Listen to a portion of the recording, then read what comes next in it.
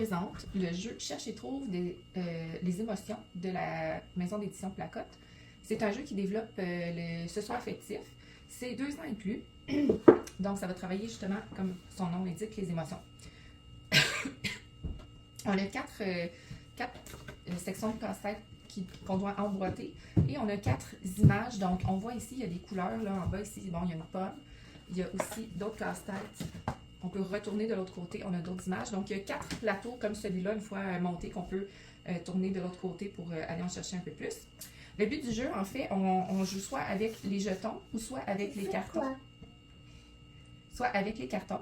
Donc, dépendamment si l'enfant est plus à l'aise avec les émotions, on peut aller choisir les jetons parce que c'est un peu plus complexe. Si l'enfant n'est pas encore à l'aise à nommer, à reconnaître les émotions, on va y aller avec les cartons. C'est important d'aller choisir les cartons qui vont être de la même couleur que le plateau. Donc, on a, comme vous voyez, 4 fils de couleurs. Donc, ça va être pour les autres.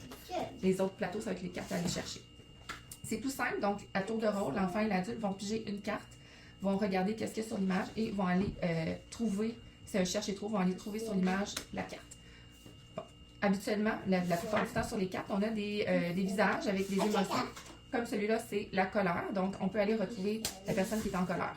Si on va aller un petit peu plus loin, on peut dire à l'enfant, essayer de lui demander pourquoi est-ce que tu penses que la personne est en colère. Donc là, l'enfant peut faire des suppositions. Ah, c'est parce qu'elle s'est fait enlever son gâteau. Des fois, les enfants disent autre chose. Là, donc, c'est bien de voir un petit peu le développement, là, justement, de la compréhension des causes de l'émotion de l'enfant. Donc, c'est à tour de rôle. Puis, c'est bien que le parent le fasse aussi. Comme ça fait un modèle à l'enfant. Ça le soutient. On peut l'accompagner aussi là, s'il n'est pas à l'aise. Le but, c'est vraiment que ça soit léger et joyeux.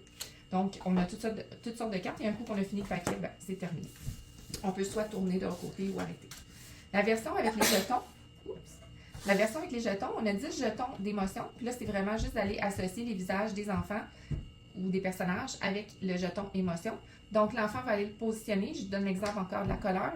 Il peut aller le positionner ici. Et là, on a le choix ou non de lui demander encore une fois pourquoi tu penses que l'enfant est en colère. Si on peut l'accompagner, on peut l'aider. Si l'enfant a la bonne réponse, à ce moment-là, on peut aller le tourner pour dire bravo, on a réussi, puis on ne va pas aller refaire là, ce visage-là. Donc ça, c'est la version qui est un peu plus abstraite, vu que ce n'est pas directement le visage de l'enfant qui est ici, mais c'est vraiment les émotions.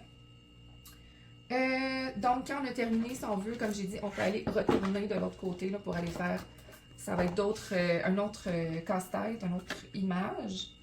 Et on va aller utiliser, cette fois-ci, on voit ici, il y a le ballon bleu. Alors, on va aller utiliser les cartes avec les ballons bleus, puis on va faire la même chose. Mes enfants ont vraiment apprécié ce jeu-là. Elles ont joué souvent.